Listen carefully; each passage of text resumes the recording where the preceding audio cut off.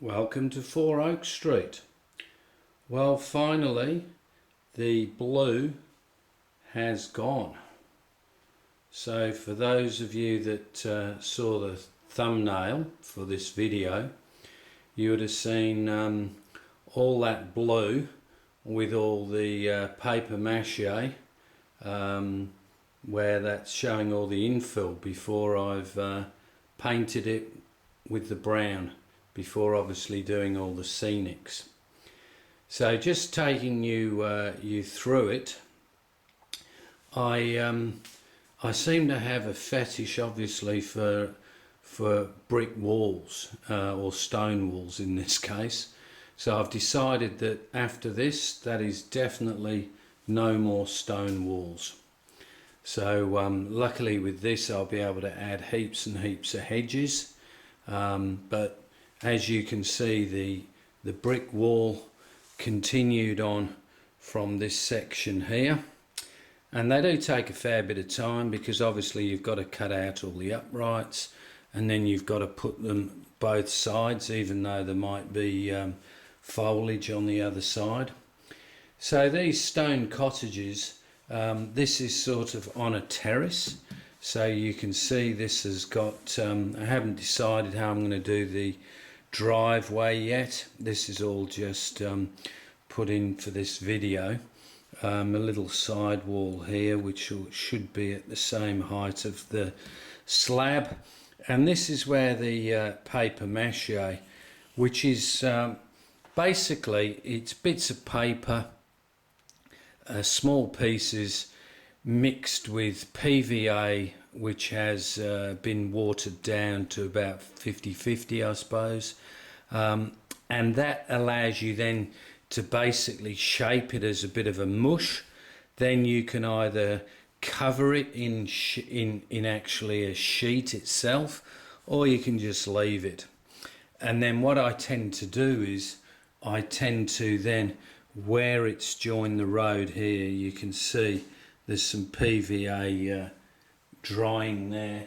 I've used one of these fine bottles with the metal nozzle, so you can really go along and get into the small cracks.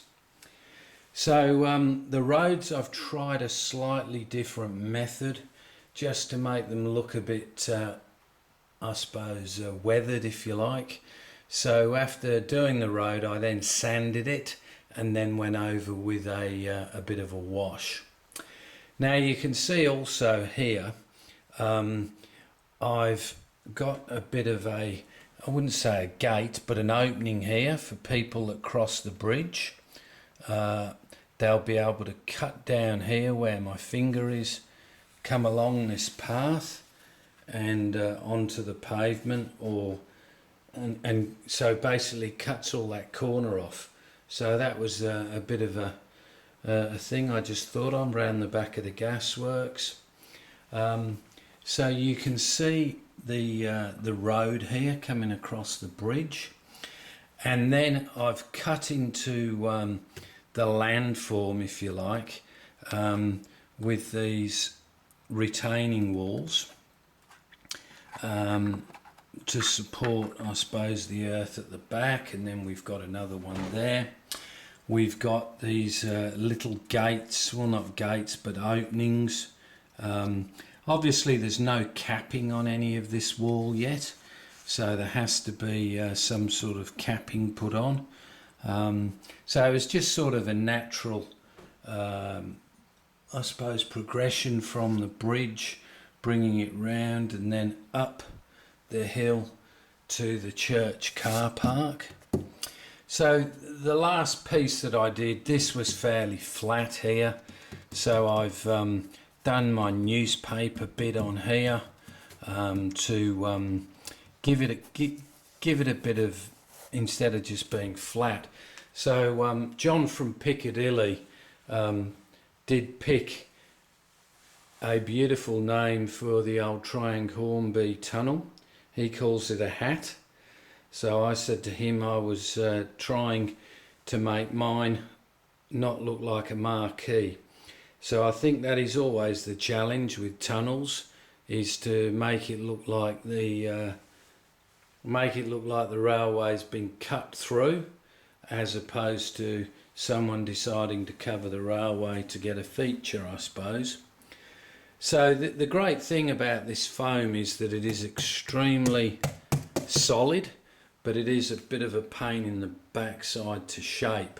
So consequently, you'll see from that front, the front, what would you call it, the front photo for this clip, you'll see what it looked like. The amount, it took me quite a few nights of actually filling where, you know, there were channels next to the road where I'd cut it out.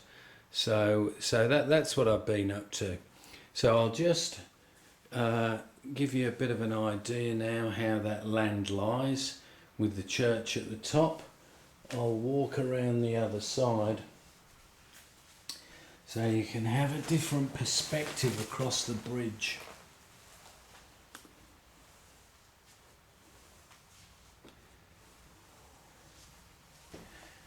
So you can see the gasometer, the bridge, the road forking, and stuff like that. You know, how many hours did I work out how to make that road look natural, I suppose.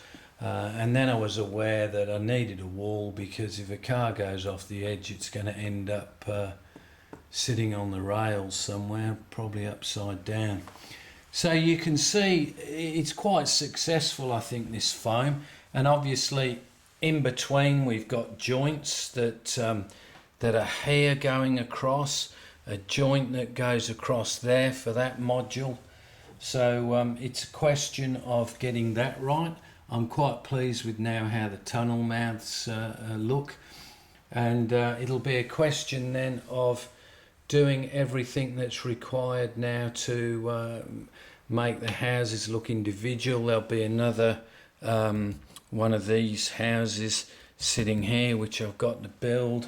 The fuel station goes here, just by the bridge, so as traffic comes out of the high street, there'll be the fuel station here before going across the bridge, and then across over the railway and into what looks like my pergola out the back, or actually into the back scene.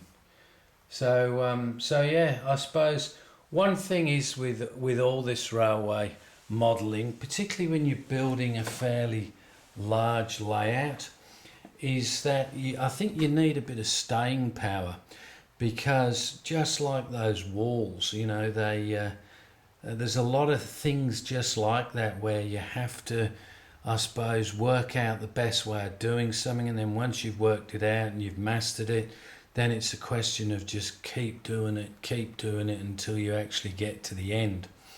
So once I'd done all that paper mache, it probably took me about a whole week, doing a bit at nights and a Saturday and a Sunday pretty much.